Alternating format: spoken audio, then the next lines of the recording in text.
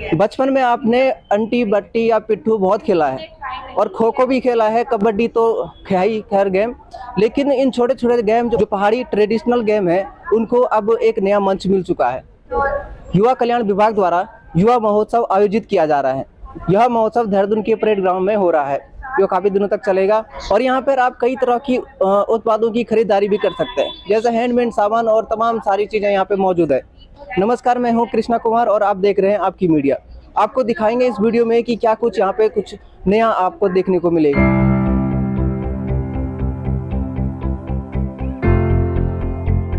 अगर traditional game की बात करूं तो ट्रेडिशनल गेम्स जो होते थे वो हर एरिया का अलग अलग तरह का होता था और उसमें होते हैं अभी भी। उसमें क्या है कि वो रूल्स नहीं होते।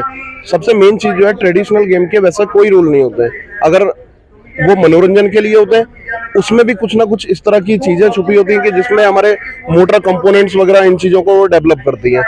तो ऐसे ही गेम हमारे उत्तराखंड के जो पारंपरिक खेल हैं, हम लोगों ने इनको प्रमोट करने के लिए हमने एक एसोसिएशन बनाई, Uttarakhand traditional games association Uttarakhand, जिसके अंदर हम लोग काम कर रहे हैं। और हम लोग इन खेलों को हम प्रमोट करने की कोशिश कर रहे हैं, जो कि खेल पहले हमारे पूर्वजों ने जो भी खेले होंगे, जैसे कि हमने भी वैसे वो खेले हैं, लेकिन आज वो गेम सारे विलुप्त होते जा रहे हैं। मतलब दिखते नहीं है, कोई उन्हें खेलना नहीं चाहता है, क्योंकि आजकल लोग मॉडर्न गेम्स में ज़्यादा अपना ध्यान दे रहे हैं, क्योंकि वो ऑलरेडी वो डिजाइंड गेम है और उनमें कंपटीशन के लिए। और ट्रेडिशनल गेम में ज़्यादा रूल्स रेगुलेशंस होते नहीं है, लेकिन हमने इसमें भी काम किया, क्योंकि अगर हमें इन्हें भी कॉम्पिटिटिव लेवल में लेके आना और इन्हें प्रमोट करना है, तो उसके लिए हमने इसके रूल्स भी बनाए।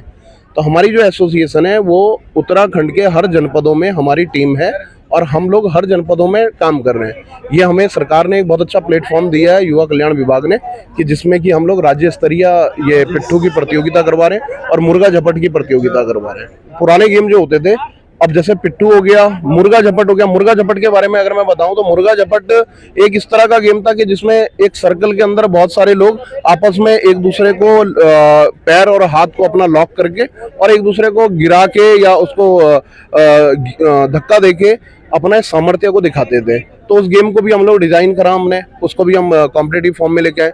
जैसे 5 स्टोन गेम होता था, जिसको हम बट्टी कहते थे, तो ज्यादातर महिलाएं बैठ के आपस में वो बट्टी गेम खेलती थी। हम उसमें भी काम कर रहे हैं। पहले कंचे जो गेम होते थे, उनमें भी हम काम कर रहे हैं। पहले क्या होता था कि वो कंचे आप देखोगे तो पुराने लोग काफी खेला करते थे, लेकिन अब वो धीरे धीरे वो भी खत्म होता जा रहा है। मोबाइल की तरफ ज्यादा आकर्षित हो रहे हैं, तो इन खेलों को बढ़ावा देने की जरूरत है। जैसे आज शतरंज चल रहा है, तो वैसे ही पहले भी चलता था, लेकिन वो बाघ बकरी गेम एक होता था और वो उसको भी हम प्रमोट करने की कोशिश कर रहे हैं। तो ये जितने भी गेम है पारंपरिक खेल जो हमारे पुराने, इनको हम कोशिश कर रहे हैं कि हम किस तरह से इनमें काम कर सकें।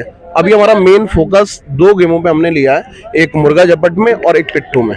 बाकी गिल्ली डंडा में भी हमने पूरा रूल्स बनाए हैं। कुछ हमारे जो गेम्स हैं इनमें हमने क्या आगे जो और जगह जो हो रहे थे, हम लोगों ने और स्टेट से भी बात करके और उनके साथ में भी जुड़ के हमने इनमें काम किया। जैसे कि पिट्ठू जो गेम है, इसमें हमने पिट्ठू फेडरेशन ऑफ इंडिया से हमारा टाई अप हो गया है। इसमें हमारे 24 स्टेट रजिस्टर्ड हैं, तो नेशनल चैंपियनशिप में भी ये टीमें पार्टिसिपेट करती हैं। ऐसे ही गिल्ली डंडा एसोसिएशन के साथ में, फेडरेशन के साथ में हमारा टाई अप हो गया है। उनके साथ में भी हम लोगों ने बैठ के मिल के डिजाइन किया है उनके रूल्स, और आगे आने वाले टाइम पे हम गिल्ली डंडा को भी प्रमोट करेंगे, वो भी हमने अपने उसमें लिया है। ग्रेटर नोएडा में एक भारतीय परंपरागत खेल कूद फेस्टिवल का एक वो हुआ था, तो उसमें हमने अपने ये मुर्गा झपट को भी हमने वहाँ पे डेमो किया था, मुर्गा झपट का।